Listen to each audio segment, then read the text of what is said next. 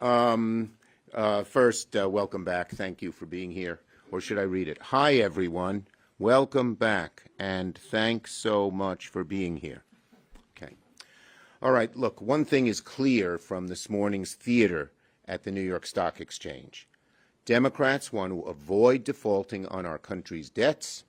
Meanwhile, Speaker McCarthy continues to bumble our country towards a catastrophic default, which would cause the economy to crash, cause monumental job loss, and drastically raise costs for the American people. He went all the way to Wall Street and gave us no more details, no more facts, no new information at all. I'll be blunt. If Speaker McCarthy continues in this direction, we are headed to default. The main way we've avoided default in the past is to avoid and reject brinksmanship and hostage-taking, and instead work together in a bipartisan way. Speaker McCarthy, in his speech, invoked President Reagan. Ronald Reagan was never as reckless as Speaker McCarthy is being. Ronald Reagan said, "Debt ceiling brinksmanship threatens the holders of government bonds and those who rely on Social Security and veterans' benefits.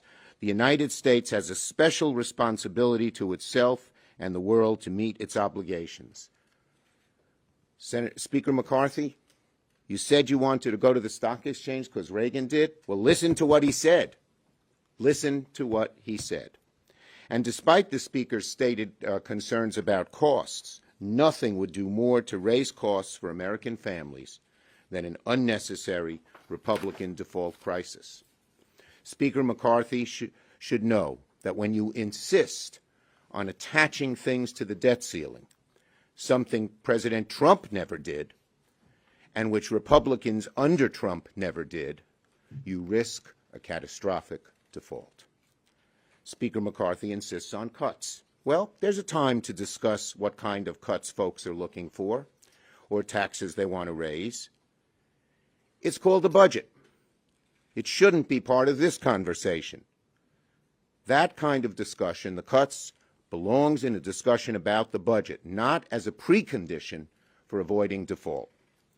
To date, after countless requests, Speaker McCarthy has yet to produce any concrete plan as to the cuts he would make. One that details the specific cuts he wants and that has the support of 218 Republicans in the House. Democrats have called on Speaker McCarthy over and over and over. Show us your plan. I think you've heard me say that before. Well, what we got today was not a plan. It was a recycled pile of the same things he's been saying for months, none of which has moved the ball forward an inch. He has not shown us a real plan. And when I say us, I don't mean me or Senate Democrats or even his own caucus. I mean the American people. Americans deserve to know what he wants to cut, when, and by how much. In specifics. Talk about cuts, you have an obligation to say what they are to the American people. And I'm not alone in thinking this. This weekend, a member of the House leadership even said he believed, quote, "At this point, there's no choice for Republicans and the Speaker to bring forward some type of proposal." He's right. I wholeheartedly agree. We sure didn't hear that at Wall Street this morning. Amazingly enough, this one really knocks my socks off. Amazingly, one of the few specifics Senator McCarthy has presented is his terrible idea to kick the can down the road for just 1 year and undergo the same crisis again. Why would anyone want to undergo this crisis again and again and again? President Biden and I are happy to meet with the Speaker when he has something to talk about, a plan. I'm sure most Democratic leaders are willing to meet with him, but we first need to see his plan so we can start there and work to avoid catastrophic default. As I said, if he comes there without a plan, what are we going to talk about? The furniture? The solution here is straightforward.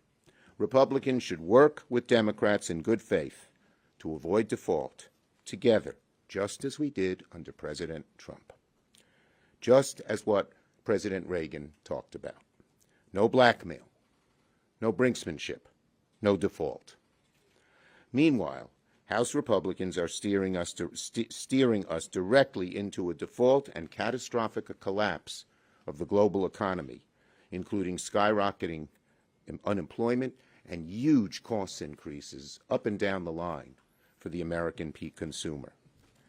So, today, I heard the Speaker quoting a great Yankee, New York Yankee.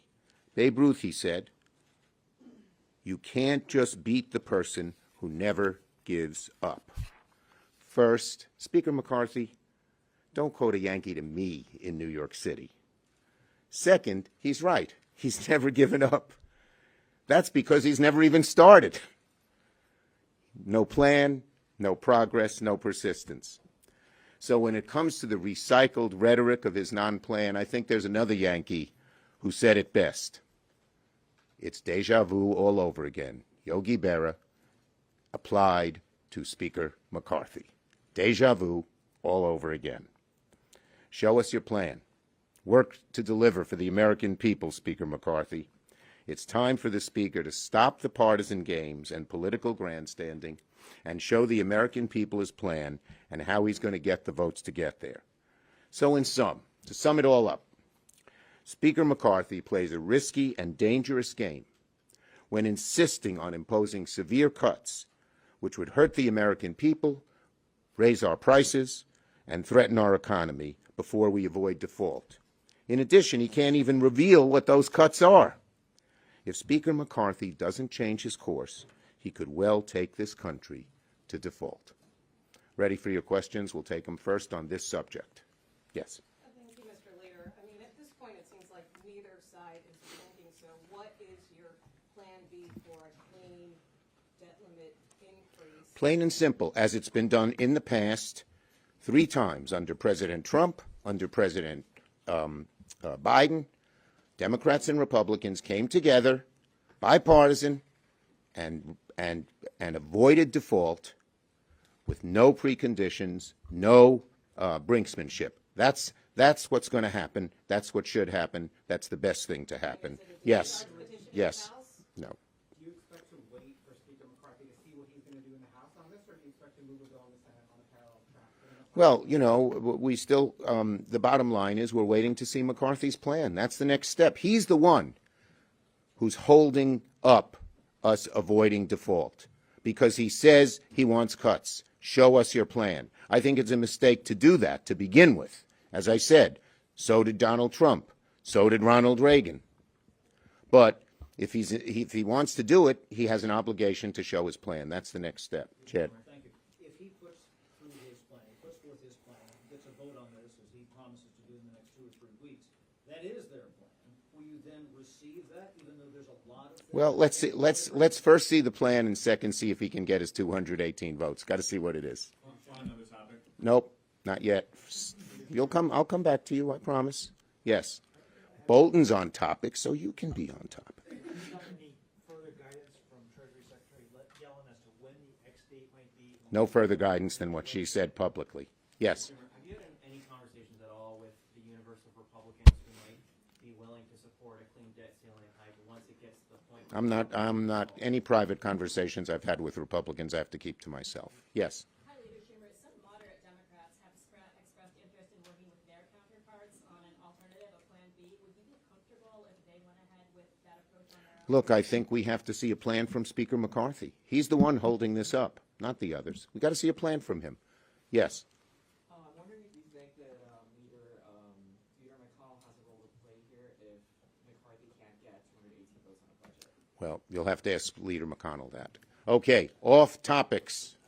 I knew they'd have good questions on debt. And they did, and they did. On Senator Feinstein, do you have any more clarification about when she might return? And if not, walk us through what the process would look like to put a temporary replacement on judiciary. Republicans have indicated they don't want to make that. Okay, well, look, I spoke to Senator Feinstein just a few days ago. She believes she will return soon. She's very hopeful of that, and so am I. What about you say Well, she's hopeful of return. She's hopeful on returning soon. We think the Republicans should allow a temporary replacement till she returns. Yes, yes, yes, yes. Is there any Oh, you're next. of who that might be? Is there a senator? I'll have to talk to my caucus. Does that mean you will not move forward with trying to replace her until you've given her more time to? Well, as I look, let Are me. you confident that you can get 9 Republicans to support that? Well, let me just say, as I said, I spoke to her. She's hopeful she's going to return soon. I am hopeful she's going to return soon. We should have a temporary replacement until she does, and we hope Republicans will join us in that. Yes. On the work requirements, are there any type of welfare reforms Democrats would support? Well, let's wait and see his plan first. Yes. To appoint a temporary replacement committee, you can either do it by unanimous consent, or there could be 4 votes. Would you only do it if it's by unanimous consent, or would you use 4 times to appoint a temporary? Look, as I said, I hope the Republicans will join us in making sure this happens. It's the only right and fair thing to do. That's the correct thing to do, and we hope they will do it. Yes. Have you had any conversations with McConnell over this potential vote on? Well, he's just back today, and so I would like to talk to him about it. Yes. I haven't discussed it with him yet. I was respectful of his time away. Yes, next. Debt question, actually. Oh, You moved on before I got there. you were the first one up. So, Yeah, Garrett. Garrett. you said that you and President Biden will meet with McCarthy after he has a plan. Does he have to pass his plan to the House, or does he just? Well, have to present a let's see what the plan is. The first step is for him to come up with a plan. Let's see what it is. Let's see if it has a realistic chance of getting 218 votes. Let's see. Yes. Just to clarify, is it still your plan, though, this week to put forth a resolution to replace Feinstein temporarily? I'd like to do it sometime this week. Yes. Now, it's only fair. It's the right thing to do. Yes. You. How concerned are you about the backup in judicial nominees that this is causing and the slowdown in this? Well, I am concerned, and it's obvious, the real fault lies with Republicans. If you look at past Senates when Republicans were in charge, there has never been this kind of stonewalling of nominees who are qualified, who have good credentials, etc. So, yeah, I'm very upset with Republicans in terms of that. It shouldn't be a situation where it depends on one person, and that's how it's been in the past. Yes. Are you confident you'll have the votes to confirm Susie Wu to be Labor Secretary? Well, I'm talking to our caucus, and she's a great nominee, and I'm very hopeful that she will pass. Yes. Thank you, everybody.